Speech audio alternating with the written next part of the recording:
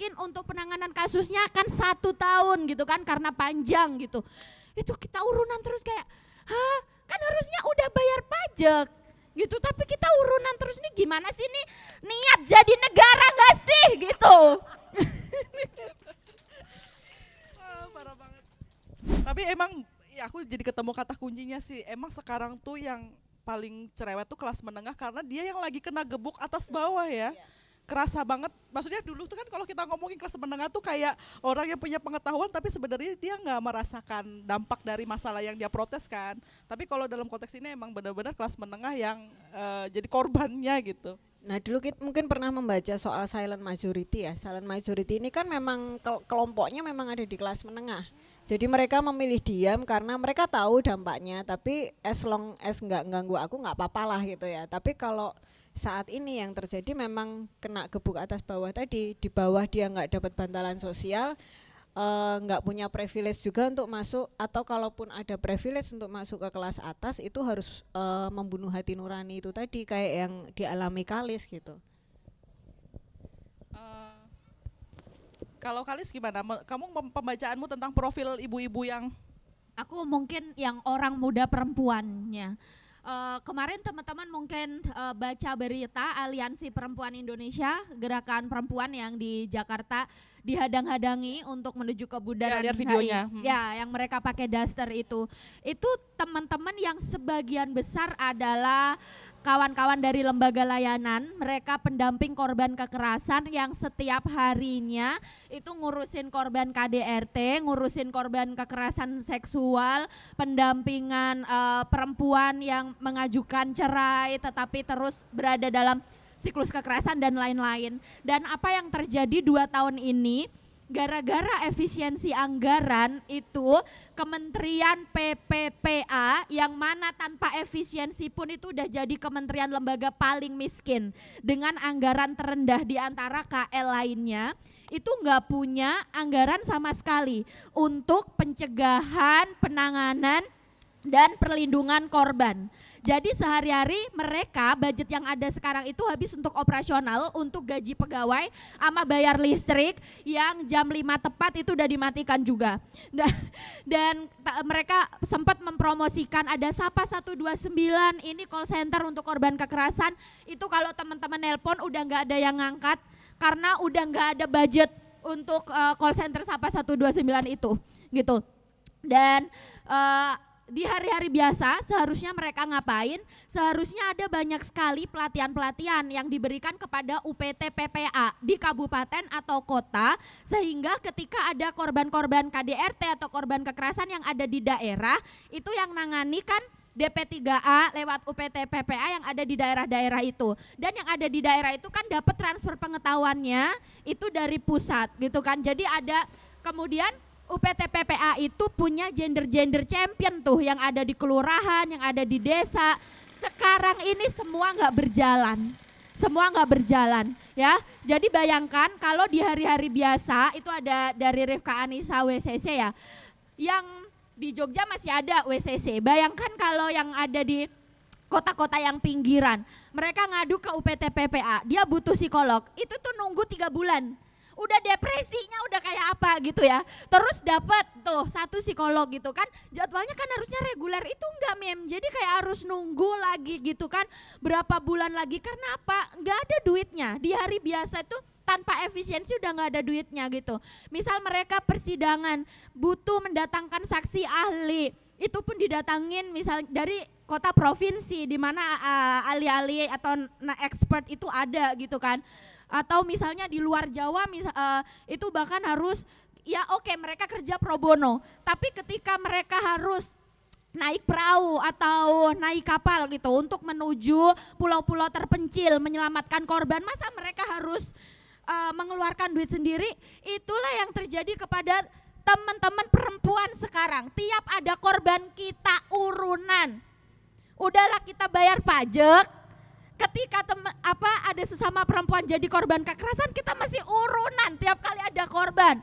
Teman-teman ada korban kekerasan, belum dapat rumah aman, belum dapat ini biaya sekolah anaknya, operasional dia nih mungkin untuk penanganan kasusnya akan 1 tahun gitu kan karena panjang gitu. Itu kita urunan terus kayak, hah kan harusnya udah bayar pajak gitu, tapi kita urunan terus nih gimana sih nih niat jadi negara gak sih gitu. Parah banget.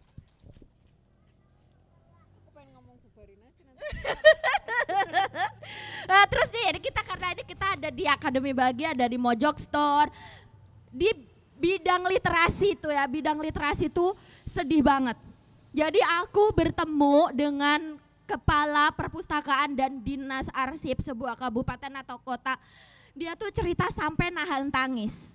Gara-gara gini kan, ini kan sebagai penulis kan awalnya tuh oportunis gini, Pak kalau mau pengadaan boleh loh Pak gitu ya, kakak buku, maaf ya Mojok Store.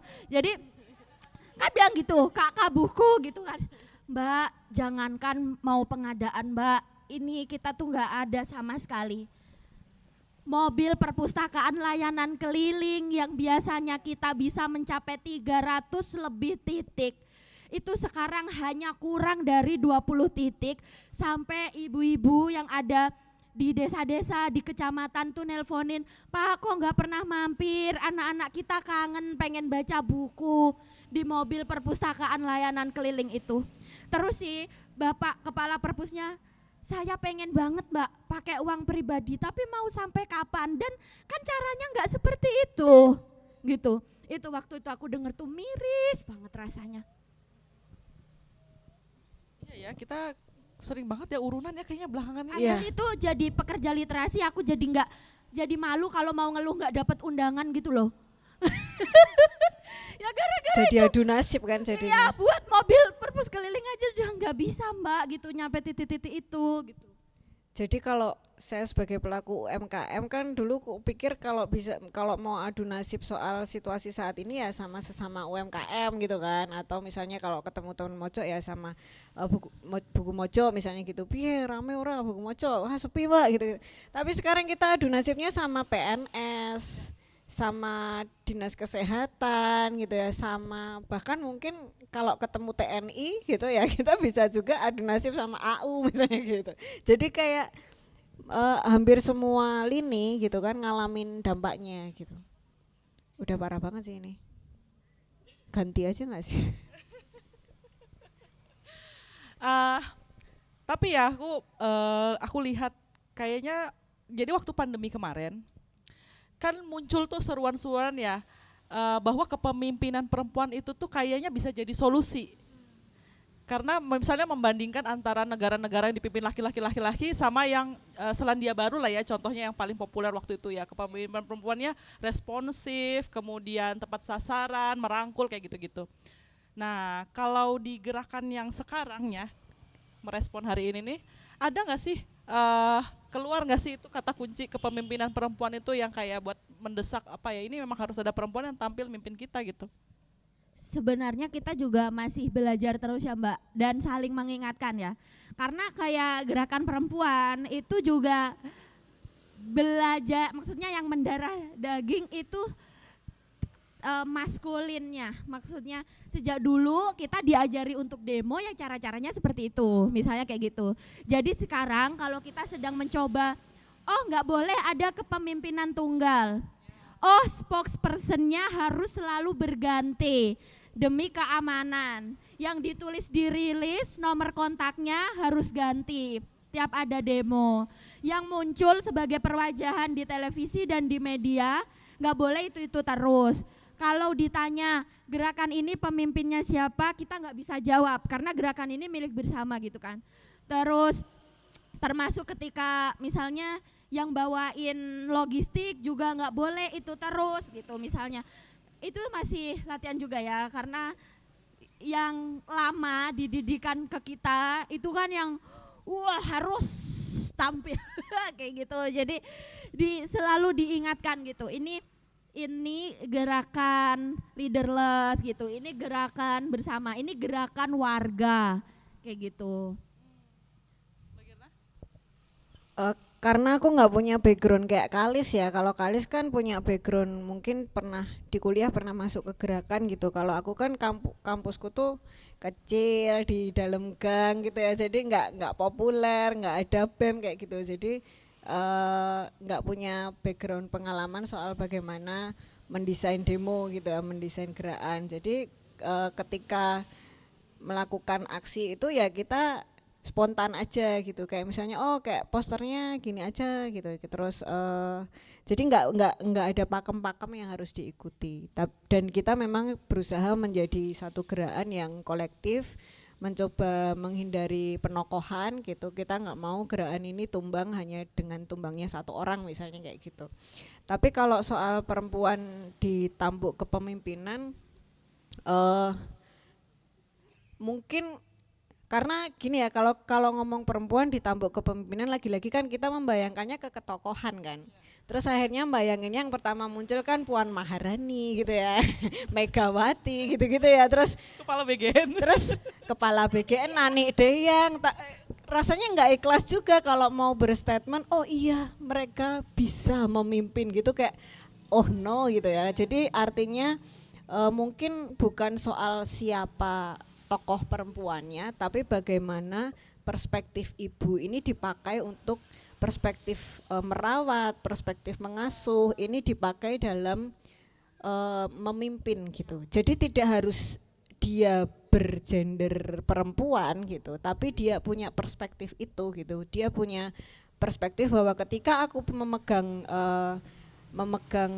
mandat dari rakyat untuk memimpin, ya aku harus memikirkan seluruh anggota keluargaku, aku harus memikirkan seluruh rakyat Indonesia gitu. Nggak cuman anak sulung aja yang dikasih uang jajan, tapi anak bungsu juga dikasih uang jajan. Artinya ketika mengelola negara ya jangan oligarki doang yang diberikan nasibnya, tapi juga kelas menengah, kelas bawah ini juga harus diberi bantalan-bantalan. Artinya bukan soal siapa sosok perempuannya, tapi bagaimana perspektif kepengasuhan yang sering kali dimiliki oleh perempuan itu dipakai oleh para pemimpin, entah dia laki-laki atau perempuan gitu. Artinya siapapun bisa, karena tokoh perempuan yang ada saat ini belum bisa membawa imajinasiku membayangkan kepemimpinan perempuan gitu, belum bisa gitu. Menarik banget. Jadi bukan kemudian ini bukan masalah gender ya, tapi ini masalah watak ya. Iya. Watak tadi sentralistik, ya lawannya kolektif atau leaderless tadi Betul. gitu.